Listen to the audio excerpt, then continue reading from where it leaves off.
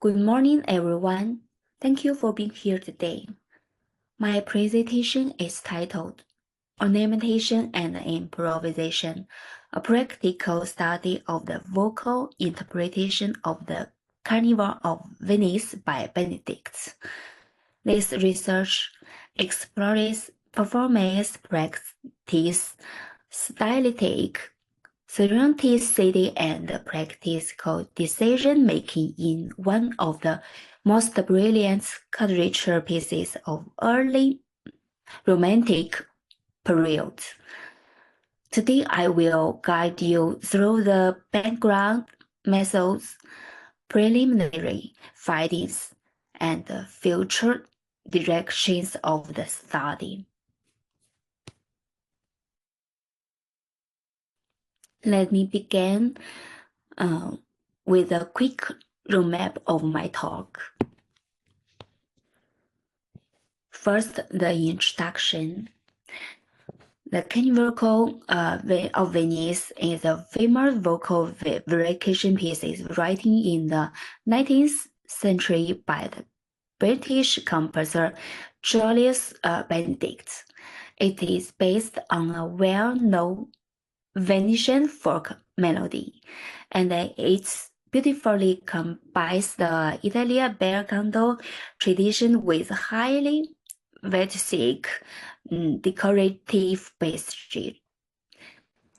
Stylistically, it represents a typical concert area of early Romantic era. The central focus of my research is ornamentation and dramatic expression in vocal performance. In short, I am investigating how singers can approach ornamentation and improvisation in a historically informed way while bringing out the work's festive, theatrical character.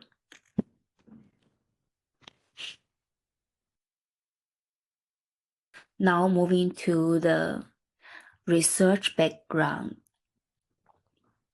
Let me highlight three key music features of Benedict's Carnival of Venice. First, its theme comes directly from a Venetian folk tale, giving it strong contractual roots. Second, it uses a series of variations of showcase outstanding literature skills. Third, it creatively blends improvisation, ornamentation, and dramatic storytelling. However, most exciting scholarship focuses in instrumental arrangements of the general tradition of the Carnival of Venice melody itself. Very little research specifically addresses the vocal performance practice of Benedict's original vocal version. This gap motivated my study. Let's look at its theoretical and practical significance. First, it fills the research gap on vocal interpretation of Benedict's Carnival of Venice. Second, it explores an integrated model, qualitative research plus quantitative research, which can serve as a framework of future performance studies in vocal music. Practical significance. It provides a conceptual, detailed case for the stylistic interpretation of 19th century concert areas, especially those rich ornamentation and colorature.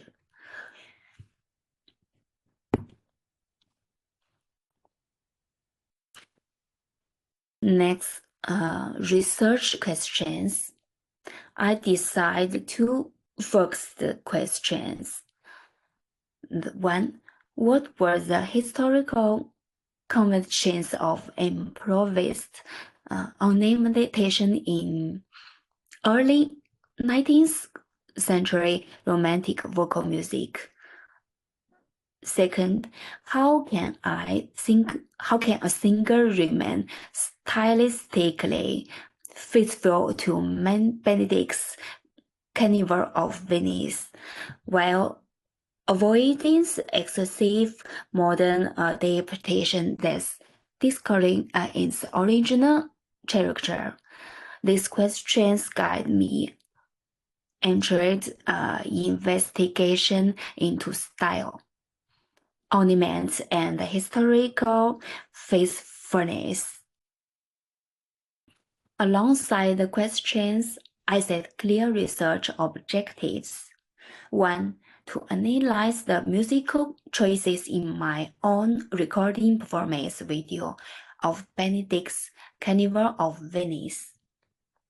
Two, to identify key musical parameters that shape performance style, including ornament types, tempo flexibility, dynamics, timbre, and articulation.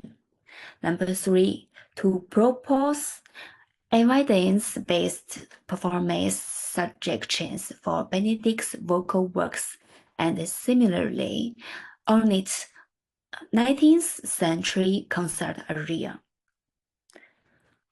Now let's turn to the literature review.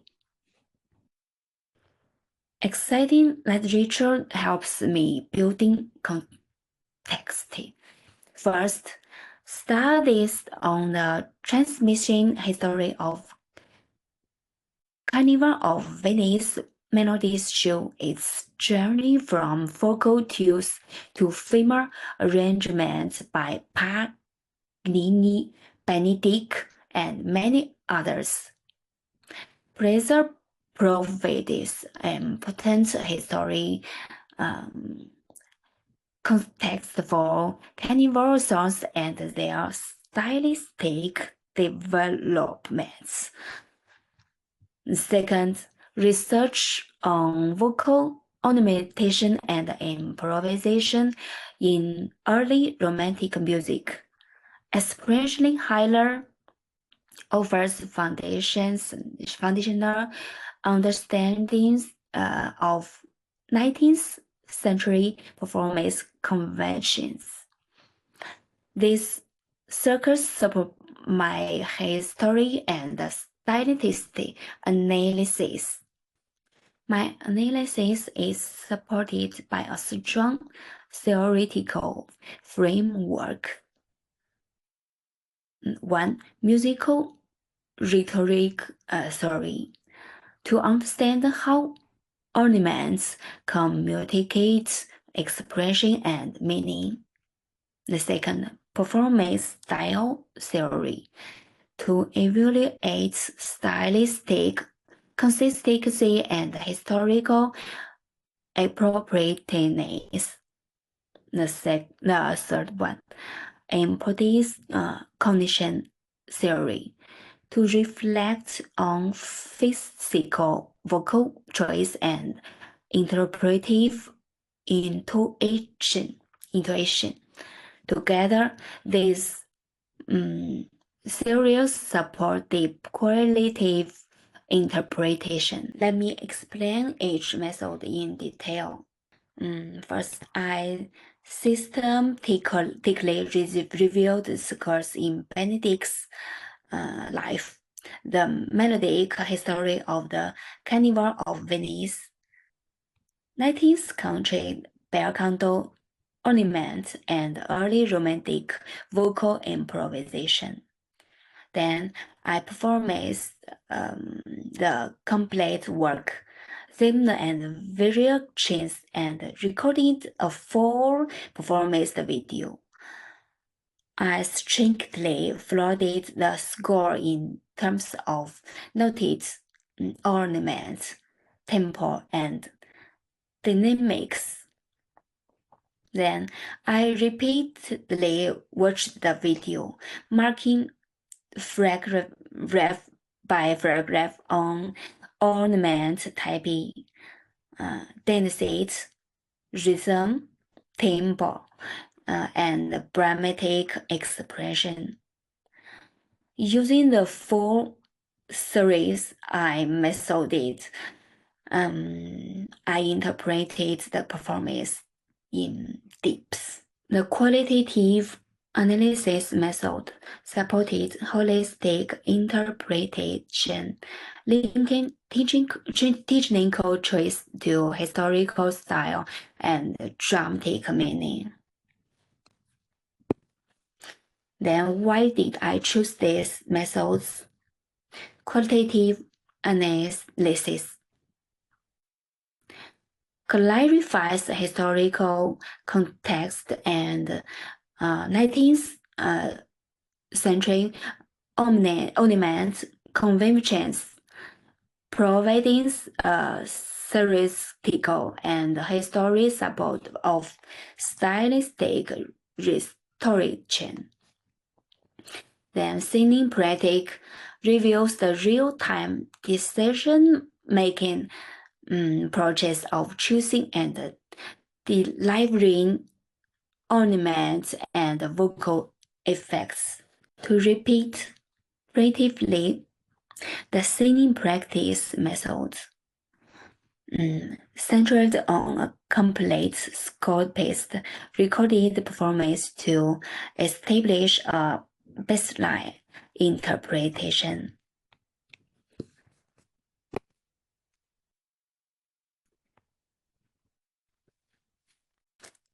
Then the self-observation and reflection method allowed me to experiment details of colorature execution, ornament placement, and expressive traits that externally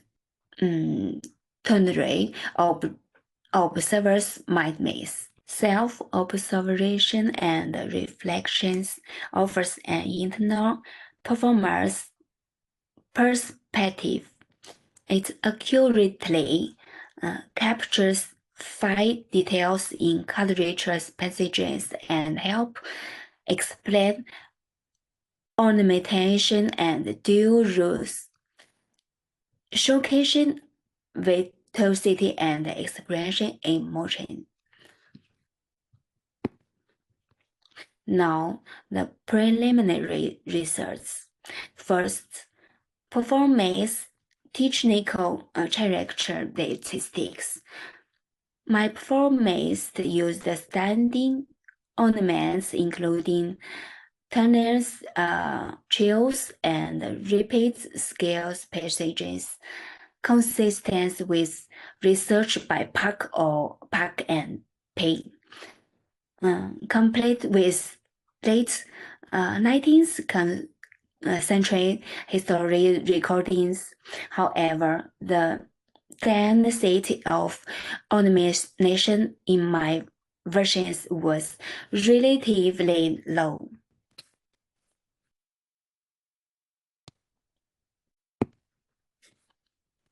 Second, performance reflection conclusions. I found that workers' unique improvisatory spirit and free, festive, carnival temperaments were not full stories, and improvisational charm and stylistic identity that defied the piece were not sufficiently highlighted in my score-bound performance. Let's evaluate strengths and limitations.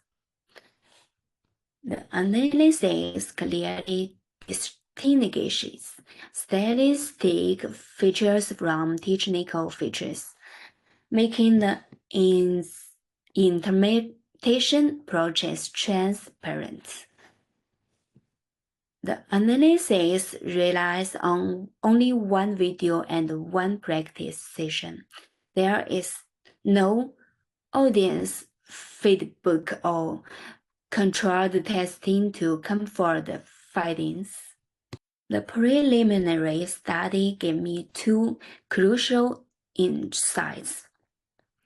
The first one, Benedict-style improvisation depends not on the number of ornaments, but on unique pancakes, rhythmic change, and flexible quadrature treatments. Number two, modern singers often stick too rigidly to the score, ignoring the traditional space of improvised ornamentation that was normal in early 19th century concert area. For the next stage, I propose a more complete methodology. The first one, conduct 3 rounds of controlled performance practice with different ornament strategies. Number 2, record videos and continue detailed self-analysis. Number 3, distribute listener questions to gather public feedback on style and expressiveness. Number 4, interview 1 to 2 specialist vocal professional and or musicologists focus on 19th century vocal literature. I expect 2 major outcomes.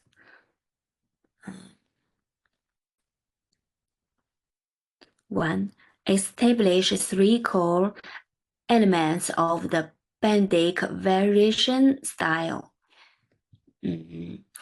Flexible ornamentation, rhythmic flexibility, and characteristic tone color. Number 2, develop a practical vocal method of ornaments performance specifically for Benedict's work and similar pieces.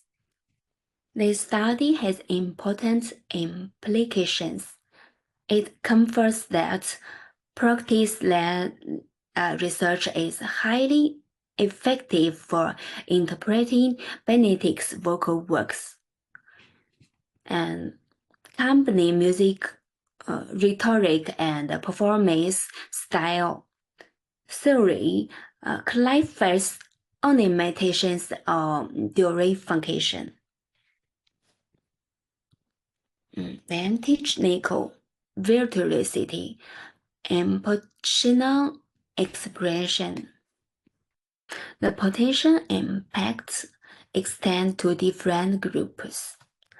For students, it offers clear, practical guidance of learning Benedict's and similar 19th century concert area. For the public, through lectures and workshops, it can raise awareness of Benedict and his Carnival of Venice.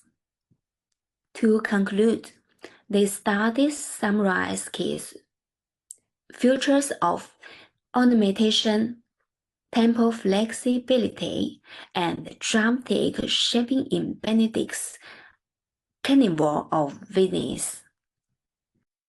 Future research will use comparative practice, listener surveys, and expert interviews to strengthen validity. The framework can also be extended to Benedict's other works and to other Italianate, highly ornamented 19th century concert area.